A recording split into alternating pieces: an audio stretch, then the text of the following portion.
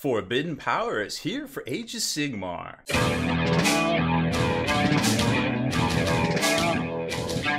Spiking bits. Welcome back, Hobby Maniacs. I'm Baer from SpikyBits.com, and obviously it's Forbidden Power time. So this is the new expansion that contains endless spells and some campaign stuff, kind of progressing the storyline, the post-Necro Quake Soul Wars storyline forward, and kind of filling in some of the gaps to the, I forget what it's called, Age of Enlightenment or something, whenever Sigmar came over from Warhammer Fantasy and started setting up the Mortal Realms and such. So there's actually a lot of good dialogue in here, but we're not going to quite get into all that today. So this set is $90. It's a little bit more than Malign Sorcery that came out when 2.0 hit store shelves June of last year, actually 2018. So as you can tell, don't get it twisted, it is designed in the UK and they got that big flag there and it's flashy and it's like, ooh, that's cool, but it is manufactured in China. So these were all limited to 2 per stores, but from some folks, some retailers we talked to, they were allowed to buy a few more this week. Don't know what all that means, and obviously we had a lot to say about the stuff they're making in China and importing in. And if you don't think they make stuff in China, check your boxes. Most of the endless spells, most of the larger expansion type stuff like this, some of the starter boxes, most of the terrain, a lot of the codex books, a lot of the battle tomes, even those fantastic Forge World Horus Heresy books that cost $125. Those are all made in China for the most part. So, I mean, obviously individual results may vary, but always check the labels on that. How it's going to shake out in the future, well, hey, that's not what this video is about, but you can check out some of our articles over on SpikyBits.com where we talk more about it. But I'll just leave you with this. If the $26 billion toy industry is up in arms and concerned about it, I feel like the $1 billion, if that, tabletop wargaming industry should be a little bit concerned as well. Now, let's take a look at the Forbidden Power box. First off, you are going to notice that there are no colored plastic sprues like in Malign Sorcery. So this stuff here, remember these badass endless spells and such that came out about this time last year, none of that. However, they could release this separately in the future because, I mean, they are for the most part all on the separate spell. So you got the Pneumonuma engine. I know that's not how you say it, but I like how I say it. And then you've got the little riverboat captain guy for going across the Dead River. These two actually are together.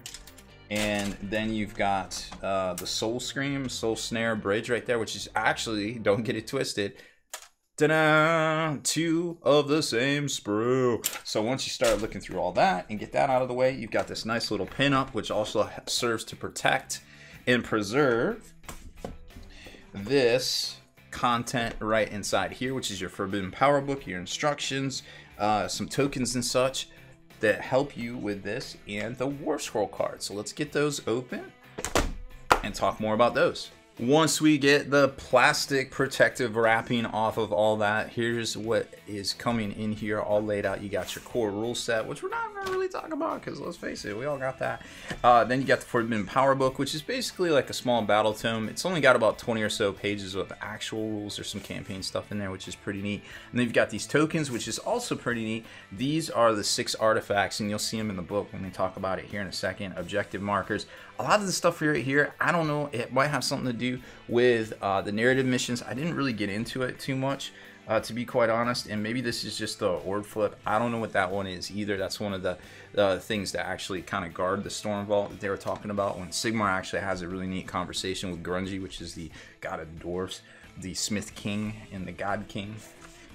He talks down to him like he's a teenager. Sigmar's a teenager in this. It's kind of funny. But anyways, I digress. So once you get in here and you start looking at all this, let's talk about the models themselves. Actually, you know what? We'll get to that last. So let's talk about the rules themselves here. So there's going to be, probably not too much of a glare. Once you open this up and look at it, there is a ton of content because it's making up for lost time after the Necro Quake. But also it's kind of filling in a lot of gaps. There wasn't a lot of fluff with Sigmar from the beginning. It's been about 4 years now since 2015 when they kind of rolled it out, and you know, it kind of fell flat, but that's okay. We're getting there, and they're really doing a good job of, you know, kind of filling it in and trying to do all this stuff, and then give you obviously some big narrative pictures there, stuff going on, and you start getting through it. It's good stuff. But the majority, you know, if you're in here for rules and stuff, the majority is in the back. There is a few helpful tips in here on painting your scenery pieces, which is really cool. Now, this, of course, is the Dominion of Sigmar terrain, which isn't in here, and they also give you war scrolls for it, which, again, isn't in here, but it is what it is. I really like this marble painting tutorial right here, and they kind of expand on it, too, with this luminous marble kind of glazing effect up here. But all of this stuff is solid hobby content. I really wish they put out this printed material, because you know, not everybody wants to watch videos and such, and I used to buy the books, me personally, because I just like having them on the shelf. Yo, let me get a recipe real quick. Maybe I don't want to pull out my phone. Maybe, you know, sometimes you just want to unplug from electricity and just like actually look at a book. And I feel like they kind of did themselves a disservice with those not having that. That being said, you can still buy all of those how to paint guides on iOS and enhanced versions. But again, sometimes you just want to be unplugged, right? So great content in here on the hobby aspect of it, and then it gets into the actual rules themselves, which there's a lot in here. And basically, you know, I don't really want to drone on because I know a lot of people have kind of gone over this stuff, and a lot of folks have already previewed all of these things on you know, Warhammer community, and a lot of folks got this stuff early, and that's great. And you know, everybody has their own take on everything, but let me just give it to you like this. So in Sigmar, you got war scrolls, right? You got war scrolls and you got battalions, and the battalions can sometimes be super battalions, but they're still called battalions because they're like battalions within the battalions. It's like basically battalionception. So what this is doing here is this is making two specific, we'll call them detachments, to borrow from 40K, and those detachments have certain restrictions, just like we saw in 40K with Vigilus, which is really interesting parallels to draw here. So there's going to be two of these, and they call them well, they just call them the Thessan army, which is where a big battle is taking place, and the Stormcast are trying to defend it against Nagash and Lady Oleander, or whatever her name is, and they're all trying to break into there and wake up some dude that's like old and powerful. And I didn't read all through it, to be quite honest, but I'm not there yet. And then the Legion of Grief over here. But all this is saying right here is that, hey, you can take all of these units, and basically it's like kind of like Stormcast with no special characters, and dwarfs with no special characters, and it's just not dwarfs, the Deepkin. It's basically you get those with no special characters. This is fine, it's whatever, you know. So it's fluffy and it's narrative and it's cool. And if you do this and you take all this stuff without these keywords, then you can unlock these command traits, these artifacts of power, and these prayers. And anybody can, well, each priest in an army can automatically get these prayers. So it's not just kind of locked to like, oh, well, you know, I don't have a duder, but, you know, I want to do this thing. Well, you can still do the thing, which is kind of neat. The same thing with the allegiance abilities in, we'll call them the Legion of Grief. These are the undead duders. Minus certain heroes and certain keywords. Like I said, you have to construct it a certain way, and if so, you get to unlock that cool stuff. Then it gets even cooler. It gets a little deeper, and maybe this is a preview for the General's Handbook that's going to come out for 2019, because we all know that they're bringing back mercenaries, aka dogs of war, from back in the day. And what's cool about this is that you can bring specific mercenary companies that are relevant to these two, we'll call them detachments, from certain mercenary factions. Like, for instance, you can bring in like the Fire Slayers, or you can bring in some of the Flesh Eater courts or whatever, in a certain way. Most of the stuff is available just flipping through the keywords. It looked like there is some stuff that won't work, and it's just, there's obvious reasons why. Like, do you really want the Terrorgeist dude just by himself rampaging around? Probably not. So just keep that in mind. Now, these work similar to they are allies, but they're like their own kind of allies. So just brief overview, boom, there it is. Now, you've also got all of the new terrain and such in here, like the new Manuma engine, and then you go into, oh, this is something I really want to talk about. So you got the new Manuma engine, which comes in this box, which we're going to show you. We're going to put it together and compare it to some of these other. My guess is about as big as this thing, but we're about to find out. This Stormvault campaign, this is cool. This is what interests me as a kind of a fluffy 40K Age of Sigmar fat kid. I want to play funsies, I want to play narrative games, but I want to have it on a track that makes sense. And this kind of makes sense. It's a 4-player campaign, which we all got a small, like, inner, you know, gaming group. And this is what's cool is you got 4 people, and you play a bunch of games. And when somebody has 6 wins, they can kind of gather everybody up and be like, yo, we're doing it. We're going to try to raid the Grand Storm Vault. So you're kind of like picking off Storm Vaults here and there, and then you're trying to get the Grand Storm Vault. And if that player wins that, basically they're going up against the other 3 players. And what's really cool is they don't want that to happen. So it's going to be a great game. It's going to be epic. But what happens is then they win. So obviously you don't want that to happen. Along the way, when you start getting wins, you can get these cool stuff right here, like these artifacts, which are what I showed you on the little token sheet over there. And the artifacts themselves level up as you win games with them, up to the 5th level. Because remember, like I said, you got to win 6 games, which is really neat. So there's 6 of those, and then I think there's 9 battle plans, but you roll for them, and I'm not sure. I didn't actually look to see what the last ones were. Maybe these are when you want to actually try to win the thing or not, but I'm not sure. Didn't really dig through that much. And then you get to the back, and you got your endless spells, and they kind of explain a lot of that. And then the points for the Horrorgeist, Lord Sharon, the Soul Seeker, Shards of whatever, Soul Screen Bridge, and the Numa engine.